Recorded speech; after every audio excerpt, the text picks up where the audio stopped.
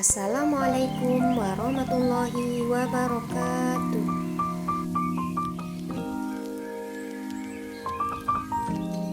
Baiklah, di sini kita akan menjelaskan tentang sumber daya alam. Ada 3 hal yang perlu kita ingat tentang sumber daya alam. Yang pertama, pengertian sumber daya alam. Sumber daya alam adalah segala sesuatu yang berasal dari alam, yang dapat digunakan untuk memenuhi kebutuhan hidup manusia. Yang kedua, ada macam-macam sumber daya alam. Macam-macam sumber daya alam yaitu ada 3. Yang pertama, berdasarkan jenis. Yang kedua, berdasarkan sifat. Dan yang ketiga, berdasarkan proses. Berdasarkan jenis yaitu ada sumber daya alam hayati dan non-hayati. Apa sih perbedaannya? Nah, perbedaannya, sumber daya alam hayati adalah sumber daya alam yang berasal dari makhluk hidup, contohnya tumbuhan dan hewan. Manfaatnya bagi manusia yaitu sebagai bahan makanan, contohnya buah-buahan dan sayur. Sebagai obat-obatan yaitu ginseng dan jahe. Dan sebagai bahan bangunan contohnya yaitu pohon jati dan pohon kelapa. Selanjutnya, sumber daya alam non-hayati yaitu semua kekayaan alam yang berasal dari benda mati. Contohnya air, sinar matahari, dan tanah. Manfaatnya bagi manusia yaitu yang pertama sumber minuman, contohnya air mineral. Yang kedua yaitu contoh penerangan seperti sinar matahari. Yang ketiga yaitu bahan bangunan, contohnya tanah atau pasir. Selanjutnya, sumber daya alam berdasarkan sifatnya. Ada sumber daya alam yang terbarukan dan sumber daya alam tak terbarukan. Sumber daya alam terbarukan adalah sumber daya alam yang dapat disediakan kembali setelah habis digunakan. Sumber daya alam terbarukan mempunyai sifat pulih kembali.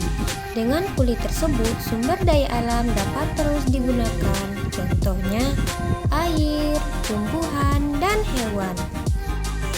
Air termasuk terbarukan karena selalu mengalami perubahan pembaruan. Tersebut terjadi melalui siklus air. Tumbuhan dan hewan merupakan sumber daya alam terbarukan karena mengalami pembaruan. Pembaruan tersebut terjadi karena tumbuhan dan hewan dapat berkembang biak. Sumber daya alam tak terbarukan adalah sumber daya alam yang sulit disediakan kembali setelah habis digunakan. Sumber daya alam tak terbarukan sifatnya pulih sangat lama.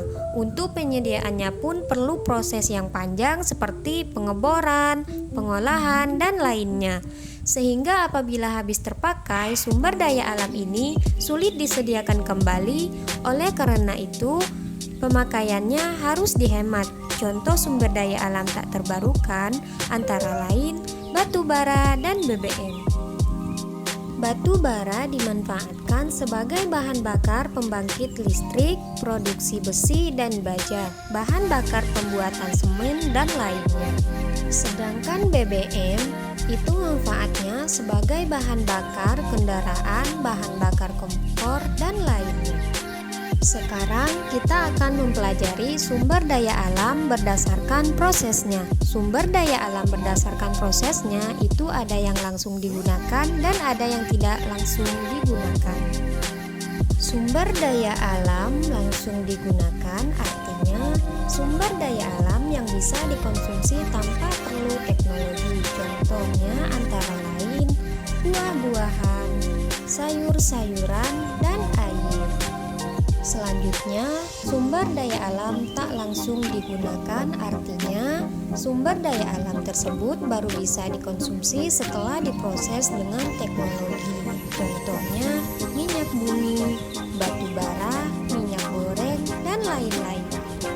Selanjutnya, sumber daya alam dipengaruhi oleh lingkungan. Kondisi lingkungan sangat mempengaruhi keberadaan dan kualitas